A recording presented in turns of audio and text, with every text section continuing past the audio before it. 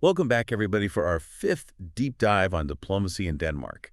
We're digging deeper into Diplomacy and International Relations by Bastian Freiburg. Still going strong. And as always, just a quick reminder that this podcast is AI generated with all the content fact-checked by Bastian Freiburg himself. That's right. Today, we're going to try to unpack this really interesting idea.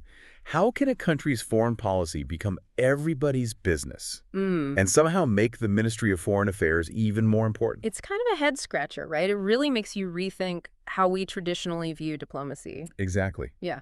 One of the sources that we are looking at today actually comes right out and says, today we are all diplomats.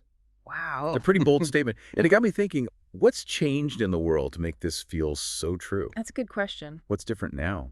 Well, the source points to just how much more complex and crowded the diplomatic landscape is now compared to, say, back during the Cold War. Yeah. It's no longer just, professional diplomats working behind the scenes. Right. Now we have all kinds of different players contributing to Denmark's image and relationships on the world stage. So who are these new diplomats? Yeah, who are they? Can you paint a picture for our listeners? Well, it's a pretty diverse group. Yeah. You've got the obvious government figures like the prime minister, Really? ministers, civil servants, even the royal family. Okay. But it goes way beyond that. Really? We're talking municipalities, regions, businesses, labor unions. It seems like every part of Danish society is now part of diplomacy. That's a great way to put it. The source even mentions athletes, musicians, chefs. Wow. It really highlights how Denmark's international presence is being shaped by all these different people, each contributing in their own way.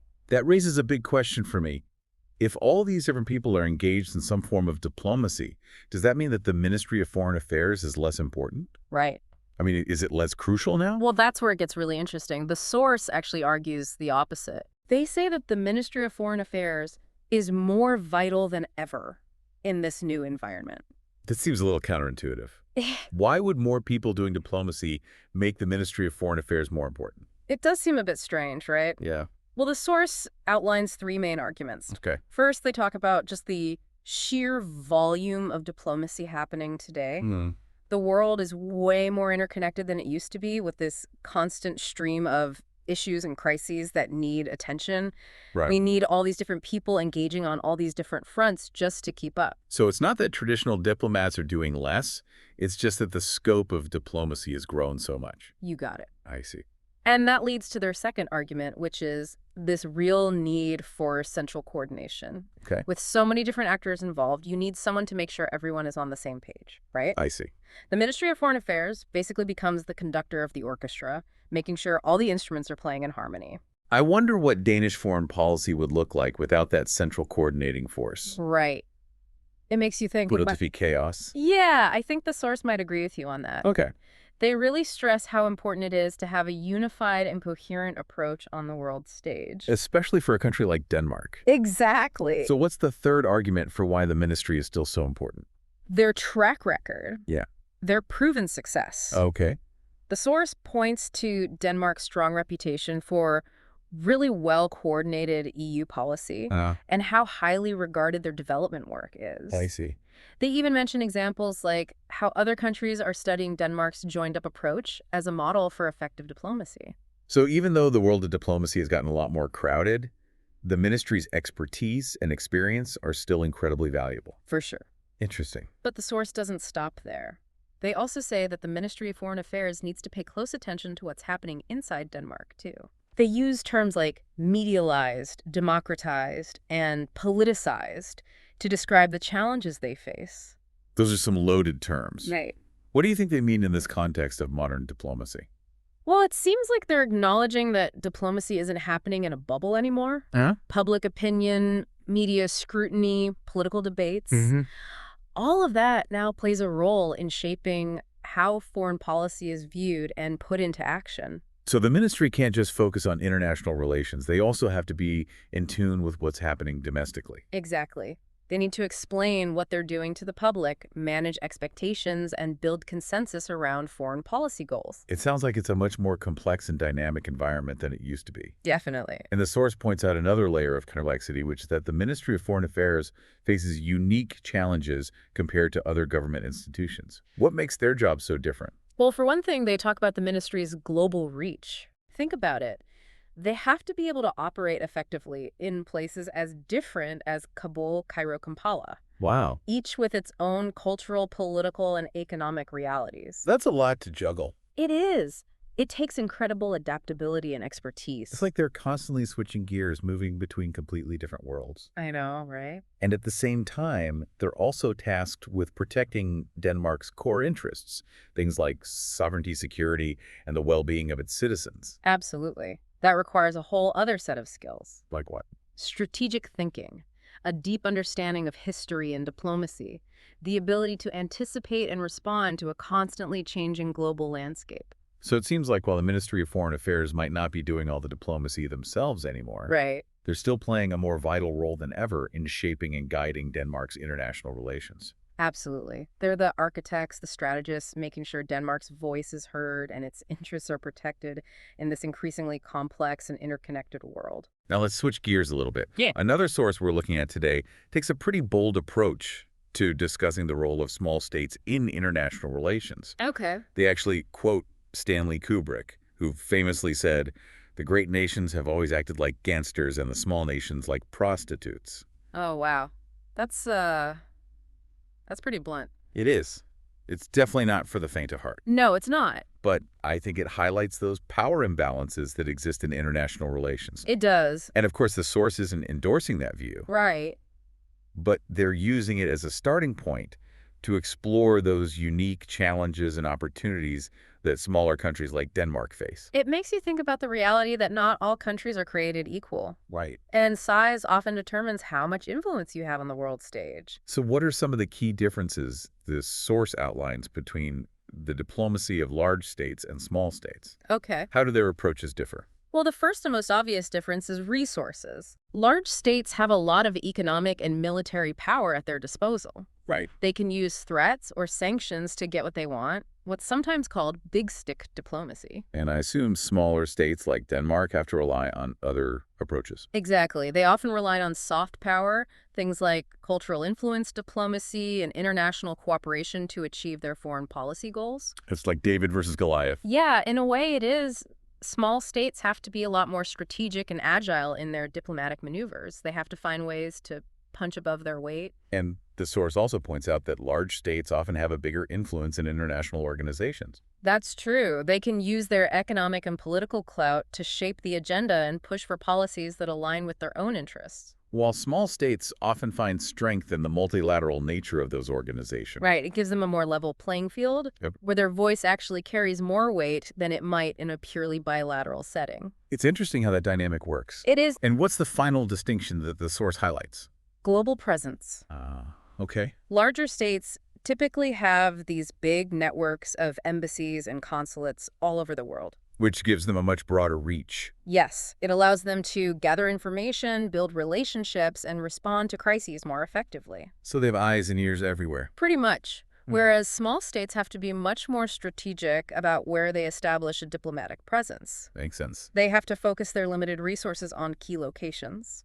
But the source points out that defining what actually constitutes a small state isn't as straightforward as you might think. It's true. There's no one-size-fits-all definition. So what are the factors that determine whether a state is considered small? Well, it's not just about physical territory or population. Okay. It's also about economic strength, military capability, and even how other states perceive them. So a country might be considered small in some contexts and large in others. Exactly. And the source gives a few interesting examples. Oh, like what? Well, they talk about how Germany, even though it's an economic powerhouse, can sometimes act like a political dwarf in certain international situations. Interesting. It's like they have the economic muscle, but not always the political influence or diplomatic finesse to match. I see. It shows that even for a country like Germany, their size and influence can vary depending on the circumstances. And they also talk about France and their use of what they call influence diplomacy. Yes, France really leverages its diplomatic networks, its cultural influence, and historical ties to shape global discussions and advocate for their interests. Well, it's not just about raw power. It's about strategically using whatever assets you have. Exactly. And this leads to a really thought-provoking question for our listeners. What's that? If we think about Denmark, a country that has often seen itself as a small state, How can they best navigate this complex global landscape where size is relative and power dynamics are constantly shifting? It's a great question. And I think the source we're going to look at next offers some valuable insights into how Denmark has approached this challenge. I'm looking forward to diving into that. Me too. Let's get to it. Yeah, it's really fascinating how a country like Denmark can still make a real impact on the world stage, even though it doesn't have the same resources as a global superpower. It challenges that idea that size is the only thing that matters in international relations. For sure. And the source makes this point that a country's size isn't even static. It can actually change depending on the context. So a country might behave like a small state in one situation and then a large state in another.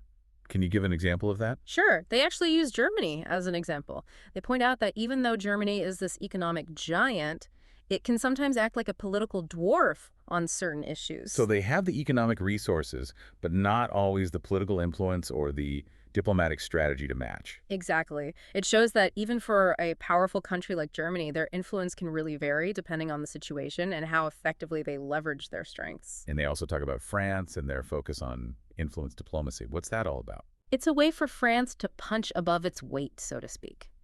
They use their diplomatic networks, their cultural influence, and their historical ties to shape global discussions and advocate for their interests. It's a way for them to exert influence that goes beyond just their economic or military power. So it's not just about having raw power. It's about strategically using your assets, whatever they may be. Exactly. And this leads to a question for our listeners. Okay. Denmark has often embraced its identity as a small state, but how do you think they can best navigate this complex global landscape where size is relative and power dynamics are constantly shifting? What strategies can they use to maximize their impact? That's a crucial question. And I think the source provides some really valuable insights into the different approaches that small states often use to succeed in international relations. They basically lay out a whole playbook of strategies. A playbook. I like that. And I'm eager to kind of unpack those with you. Yeah, let's dive in. Let's start with the first one they discuss, which is alliances. Small states often partner with larger, more powerful countries to increase their security and their influence. Alliances can be a powerful tool. They provide protection against potential threats, and they give you a platform to amplify your voice on the world stage. But I imagine there are some downsides too. There are definitely trade-offs. Yeah. The source points out that alliances often come with a cost. You gain protection, but you might have to give up some of your independence when it comes to making foreign policy decisions. So it's a balancing act. Exactly. It's about finding that sweet spot where you can benefit from the alliance without sacrificing too much of your own autonomy. Right. The source mentions Denmark's relationships with the U.S. and the U.K. as examples of this. Yeah, those are good examples. Yeah. Those alliances have been really important for Denmark's security, especially during the Cold War. But they've also shaped Denmark's foreign policy choices. They have to take those allied interests into account. Absolutely. It's Yeah. a constant challenge for small states. The next strategy they discuss is what they call institutional security nets, which is really about using international organizations to your advantage. Right. Organizations like the UN or the EU, they can give small states a more level playing field to engage with larger powers. They provide a space for them to participate in decision-making, build coalitions, and advocate for their interests. And the source highlights how successful Denmark has been at doing that, particularly within the European Union. For sure. They talk about how actively Denmark participates in various EU institutions and how effectively they've been able to negotiate and build consensus within that framework. So even though they're a smaller member state, they've carved out a pretty prominent role for themselves. Exactly. And it shows how in those multilateral settings, even a small country can really punch above its weight and exert influence that goes way beyond its size. It really underscores the importance of having skilled diplomats. Yes, absolutely. People who understand how these organizations work, who can build relationships, and who can navigate those complex multilateral environments. Couldn't agree more. The final strategy they discuss is what they call competitive niche diplomacy. And I think this is where things get really interesting. It's the idea that small states can actually make a big impact by focusing their efforts on specific areas of international policy where they have particular expertise or unique perspective. It's a smart approach. Small states don't have the resources to compete with larger powers on every single issue. Right. So they have to be strategic, they have to pick their battles and focus on areas where they can truly excel and become thought leaders. It's like becoming that go-to expert in a specific field. Exactly. The one everyone turns to for advice and solutions. And the source gives some great examples. They mentioned Finland's expertise in conflict mediation, Norway's work on peace advocacy, Right. and Denmark's leadership on issues like sustainable energy and labor market policies. All great examples. These countries have really found their niches, and they've used them to gain influence on the world stage in a way that wouldn't be possible if they tried to be all things to all people. It challenges the traditional notion that power and influence are only about size or military strength. For sure. Small states can use their expertise, their creativity, and their diplomatic skills to make a real difference. Absolutely. It's inspiring to see how these countries have managed to punch above their weight and make such a significant contribution to the global community. It really speaks to that resourcefulness and strategic thinking that often characterize small state diplomacy. You got it. Now, the source also brings up this concept of diplomatic multitasking for small states. They argue that the end of the Cold War and the rise of globalization have created this whole new set of challenges and opportunities. And it's no longer enough to just focus on one or two issues. Right. Small states have to be able to juggle multiple priorities, adapt to a rapidly changing world, and find creative ways to leverage their strengths. So it's not just about mastering one particular diplomatic strategy. It's about being able to switch between different approaches as the situation demands. Exactly. And the source argues that small states that have strong internal cohesion and a skilled diplomatic corps are actually really well positioned to thrive in this environment. So it's about turning limitations into strengths. Yeah. Being agile and adaptable in a world that's constantly in flux. And they use Denmark as an example of a country that's doing this well. They point out that even though Denmark has opted out of certain areas of EU cooperation, it has really excelled in other areas of EU negotiations. Interesting. They talk about Denmark's ability to build strong networks, to use effective communication techniques, and to find creative solutions within a complex system. So even when you're operating within certain constraints, skillful diplomacy and strategic thinking can still lead to really impressive results. Exactly. And the source concludes by emphasizing that small states, while facing certain limitations, can achieve significant influence on the world stage by strategically utilizing a combination of these different diplomatic approaches. So it's not about choosing one strategy over another.